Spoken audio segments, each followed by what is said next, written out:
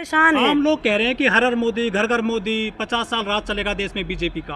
ये कुछ लोग कह रहे हैं, आम लोग नहीं कह रहे हैं। आप आदिवासियों को जाके देखिए, सीधी सीधी गोलियां मारी जा रही हैं, इतना रेप महिलाओं के साथ हो रहा है, वहाँ पे कितनी माइनिंग हो रही है, वो उन लोगों की कोई बात नहीं करते हैं। किसान, लाखों की संख्या में किसान 2 साल तक यहाँ धरना करते हैं, वो आम लोगों में नहीं आते हैं। जब आंदोलन चल रहा था 2022 में, 2021 में, तो किसान कहते थे गाजीपुर बॉर्डर पे स्पेशली कि हम जो यूपी में जो बीजेपी के नेताओं को गांव में नहीं घुसने देंगे, उनको वोट नहीं देंगे बिल्कुल भी। लेकिन उन्होंने तो वोट दिया और वो सरकार बन गई बीजेपी की फिर से उत्तर प्रदेश में। देखिए, सवाल इस पे है कि अगर जनता बोल रही है कि किसानों ने सपोर्ट किया सरकार को, बीजेपी बिल्कुल नहीं, जनता ने कोई सपोर्ट नहीं किया। देखिए, वोट कहाँ से मिला? आप देखिए ना, जब बहुत सारे लोग आज के टाइम पे आप गांव के अंदर जाके देखिए, ग्राउंड रिपोर्ट, वो बोलते हैं कि भाई देखिए, जिस दिन वोट के दिन छुट्टी होती है हमारा दिन खराब होता है, कुछ लोग वोट भी नहीं डालते हैं। तो ऐसे में बड़ी संख्या में वोट लेके कैसे जब वो जीत जाते हैं, किस तरीके से वो कांग्रेस को भी खत्म कर रहे हैं, जो भी उनके खिलाफ जो बोल रहे हैं सबको खत्म किया जा रहा है। मैं किसी को, केजरीवाल आ गई दूसरी पार्टी निकल करके, वो कह रहे लक्ष्मी की फोटो छापी है आप नोट पे। मेरी बात सुनिए, पहले आप मेरी एक बात तो कंप्लीट होने दीजिए। मैं ये बोलना चाहती हूँ कि आज के टाइम पे जनता बहुत ज़्यादा परेशान है। कोई भी बीजेपी को पसंद नहीं करता है, सिवाय उन लोगों के जो अंधभक्त हैं, जो सिर्फ हिंदू राष्ट्र लाना चाहते हैं, उनको छोड़कर आम जनता उनको पसंद नहीं करती है। हिंदू राष्ट्र से क्या दिक्कत है आपको? हिंदू राष्ट्र के अंदर क्या होगा, मुझे आप ये समझाइए? मूल्य काटे जाएंगे? हिंदू राष्ट्र के अंदर जो सिख हैं उनको मारा जाएगा? हिंदू राष्ट्र के अंदर महिलाओं के रेप होंगे? हिंदू राष्ट्र के अंदर जो मनुस्मृति क्या बोलती है, दलित और महिला ये सिर्फ और सिर्फ पीटने के लिए बने हैं, सिर्फ काम करने के लिए बने हैं, ये हिंदू राष्ट्र होगा क्या? हिंदू राष्ट्र का क्या मतलब है आप लोग बताइए ना? हिंदू राष्ट्र का मतलब सीधे से दंगा करवाना नहीं है ना। वो देश में संविधान लागू है, कहाँ मनुस्मृति की बात कर रही हैं आप? संविधान के अंदर क्या है? संविधान के अंदर है बात करने की आज़ादी होनी चाहिए, लोकतंत्र की। जो भी अभी आज बोल रहे हैं कि हेट स्पीच का मतलब क्या है? जो लोग हेट स्पीच दे रहे हैं, जिनकी हेट स्पीच से दंगे हुए, जिनकी हेट स्पीच से लोग मारे गए, कत्लेआम हुआ, लाखों लोग, हज़ारों लोग परेशान होते हैं, मारे जाते हैं, उनके घर जल जाते हैं, मस्जिदें टूट जाती हैं, वो लोग आज सत्ता के अंदर हैं। लेकिन जो लोग बोलते हैं कि आम जनता को न्याय मिलना चाहिए, जो लोग बोलते हैं कि मजदूरों किसानों को न्याय मिलना चाहिए, उनको उनकी आवाज़ उठाने के जुर्म में हेट स्पीच बोल के जेल के अंदर डाल दिया जाता है। ये तो लोकतंत्र नहीं है, ये तो न्याय नहीं है। तो ये हम लोग बोलते हैं कि जनता की आवाज़ है, वो क्यों नहीं उठ रही है? अच्छा, आप दलित समुदाय से आते हैं नवदीप कौर जी, जो दिल्ली में जो पूरा मामला हुआ है, 22 प्रतिज्ञाएं दी गई थी हज़ारों लोगों को, उसके बाद से जो कैबिनेट मंत्री रहे थे राजेंद्र पाल गौतम, उनको जो हटा दिया गया है, क्या कहना है इस पर आपका? देखिए, पहली बात तो मैं दलित शब्द इसीलिए हमें लोगों को यूज़ करना चाहिए क्योंकि दलित जो है, जब उनको दलित बोल के मारा जाता है तो इसीलिए हमें दलित बोलना पड़ता है। जो भी आज सिर्फ ये बात नहीं है, अभी तक हिस्ट्री की हम लोग बात करें तो आज तक जितने भी बीजेपी के लीडर हुए हैं, जितने भी कांग्रेस के लीडर हुए हैं, इन सब लोगों ने अपने अपने दम पे, अपने अपने तरीके से कानून को तोड़ा मरोड़ा है और आज भी अपने अपने तरीके से कानून को तोड़ मरोड़ रहे हैं। और वो चाहे अभी ऑपरेशन समाधान के तरीके से हो, चाहे वो यूएपी के तरीके से हो, चाहे वो नई नई नीतियाँ जो लेके आ रहे हैं उसके तरीके से हो, आम जनता की बात कोई भी नहीं कर रहा है। हम लोग ये बोल रहे हैं कि दलितों को भी सिर्फ एक वोट लेने के लिए खड़ा किया जाता है, लेकिन आज भी हम लोग देख रहे हैं कि किस तरीके से पानी पीने के लिए जब बच्चा जाता है उसको मार दिया जाता है, किस तरीके से सीधा सीधा लोगों के सामने खड़े होकर उनको नंगा करके मारा जाता है, उनकी महिलाओं के साथ रेप किए जाते हैं।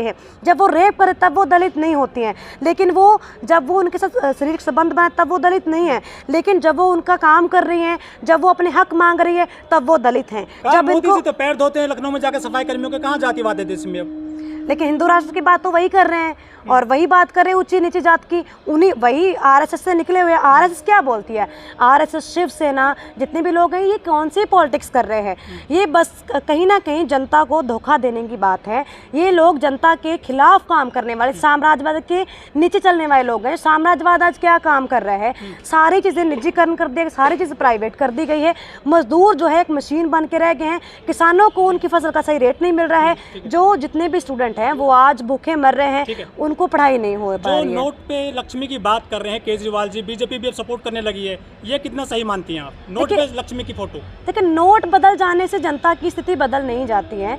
हम लोग को तो ये बोलना चाहिए कि जनता की स्थिति के ऊपर क्या हम कर रहे हैं। आज इतनी फोटो लगाएंगे, नोट के ऊपर फोटो बदलने से कुछ होगा क्या? कह रहे अर्थव्यवस्था सुधर जाए। अर्थव्यवस्था लक्ष्मी जी, गणेश जी का वास होगा लक्ष्मी जी, श्री लक्ष्मी जी पे। बिल्कुल, ये तो ना एक इतनी खराब बात है कि छोटा बच्चा भी मतलब इससे अच्छी बात कर सकता है। पढ़े लिखे हैं केजरीवाल ऐसे IIT है मैडम। हाँ।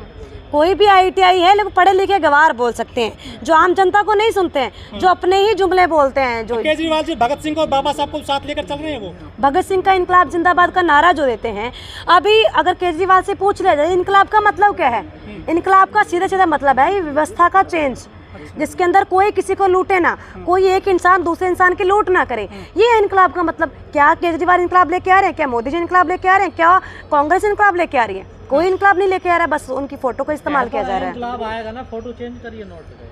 आज तो क्रांति तो भगत सिंह ने बहुत शब्द यूज़ किया। क्रांति शब्द जो भी यूज़ कर रहा है वो बोलते हैं कि खून की बू आ रही है, दंगों की बू आ रही है। क्रांति और इनकलाब का शब्द तो यूज़ करने नहीं दिया जा रहा है। हम लोग तो लाल सलाम तक नहीं बोल पा रहे हैं, हम लोग तो इनकलाब जिंदाबाद तक नहीं बोल पा रहे हैं। बोलिए ना, कौन रोक रहा है? जय श्री राम का क्या मतलब है? मैं किसी को मैं जय श्री राम क्यों बोलूँ? मेरी मर्जी नहीं, मैं क्यों बोलूँ? एक मुसलमान है वो अल्लाह अकबर बोलेगा, वो जय श्री राम नहीं बोलेगा। आप लोगों को कोई हक नहीं बनता कि उसको पीट के बोले जय श्री राम बोले। किसी के ऊपर कोई हक नहीं बनता कि वो उनको मारे पीटे। जिसका जो धर्म है, अगर हम संविधान के अकॉर्डिंग चले, सभी जातों को, सभी धर्मों को अपना अपना धर्म अपनाने की, बात रखने की आज़ादी होनी चाहिए। लेकिन आज आइडियल नेता बोल सकते हैं तो आपको क्या दिक्कत है? कौन आइडियल नेता है? केजरीवाल हमारे आइडियल नेता नहीं है। वो कुछ ही लोगों के नेता हैं जो करोड़पति हैं, जो बोलते हैं हम आम आदमी हैं, वो उन लोगों के आइडल हैं।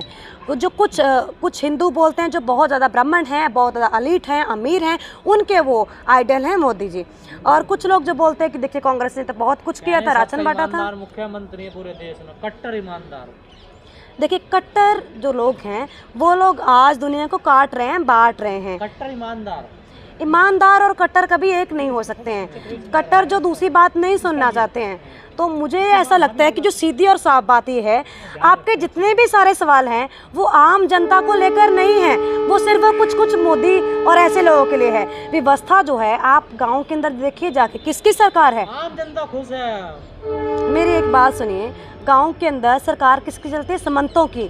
समंत जो हैं पंचायतों के अंदर फैसले करते हैं कि भाई इनका बहिष्कार करेंगे, कोई इनको खाना पानी नहीं देगा, पुलिस उनका साथ देती है। और वही समंत जो हैं, वो तो खुद ही खत्म हो गए। नहीं, वही जो समंत हैं वो पूंजीपति बनते हैं और उन्हीं समंतों से निकल के पुलिस में जाते हैं, न्यायाधीश बनते हैं, उन्हीं समंतों में से निकल के ये लोग बड़े बड़े मंत्री बनते हैं। अच्छा, देश जो हिंदू राष्ट्र बन रहा है वो दलित जो बौद्ध बनते जा रहे हैं।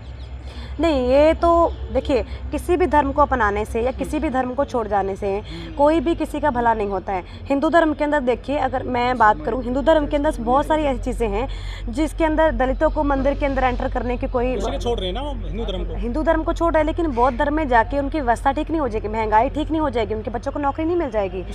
तो मिल जाएगा ना मैडम। कोई सिख, मैं क्यों बोल रही हूँ, मैं आज खुद सिख हूँ, पर मैं ये नहीं बोलती सब लोगों को सिख बनना चाहिए। सब लोग को ईमानदारी से ये देखना चाहिए कि इंसान के लिए क्या जरूरी है। देखिए, मेरा जन्म एक सिख परिवार में हुआ, लेकिन मैं तो बने ना। देखिए ये मैं अपने पूर्वजों से जाके नहीं पूछ सकती हैं। सिख धर्म की अगर मैं बात करूं, सिख धर्म एक ऐसा वो धर्म नहीं था, एक ऐसी जो फौज थी जो अन्याय के खिलाफ खड़ी हुई थी, जो भी जुल्म करते थे उनके खिलाफ खड़ी हुई थी। लेकिन आज जाके वो धर्म बन गया है। तो आप मानते अन्याय हुआ आपके ऊपर? बिल्कुल होता आया है, आज तक न्याय होता आया है। जब आप आंदोलन में थी तो लखवीर को काटा गया था। बिल्कुल काटा गया था। आज भी मैं बोल रही हूँ कि वो बहुत गलत था। देखिए, हम लोग मानते हैं कि गुरु ग्रंथ साहिब को लेकर बहुत सारे लोगों ने उसका निरादर किया, उसको फाड़ा है, और वो सरकार की चाल रहती है। लेकिन एक जज है महेश शर्मा, वो कहते हैं कि पढ़े लिखे हैं, वो ये कहते हैं कि मोरनी जब रोती है तो उसकी आंख से जो आंसू निकलते हैं, बच्चे पैदा हो जाते हैं, तो वो है केजरीवाल। ये पढ़े लिखे लोग बोल रहे हैं।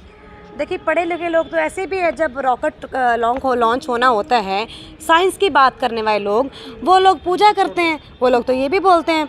ये लोग तो बच्चों को मतलब साइंस पढ़ानी चाहिए, वहाँ पे ये बोलते हैं कि भाई हिस्ट्री चेंज करके कि भाई पुराने 8वीं किताब में कह रहे हैं कि वो वीर सावरकर बत्तख पर बैठकर आते थे। किताब आ गई 8वीं में। देखिए, ये ऐसी बातें जो हैं मतलब बहुत हंसी वाली बातें हैं, जिसके अंदर पूरा का पूरा हिस्ट्री बदल दिया गया है। आप देखिए, कोई भी आपकी हिस्ट्री को जुटला नहीं सकता है। जहाँ पे कितने लोगों ने आके दमन किया, कैसे सरकार बनाई, कैसे आर्यन लोग आए, कैसे मुगल आए, ये सारी चीज़ें बदली नहीं जा सकती हैं। आप कितना भी जोर लगा लीजिए, लेकिन जो हिस्ट्री है वो हिस्ट्री वही रहेगी।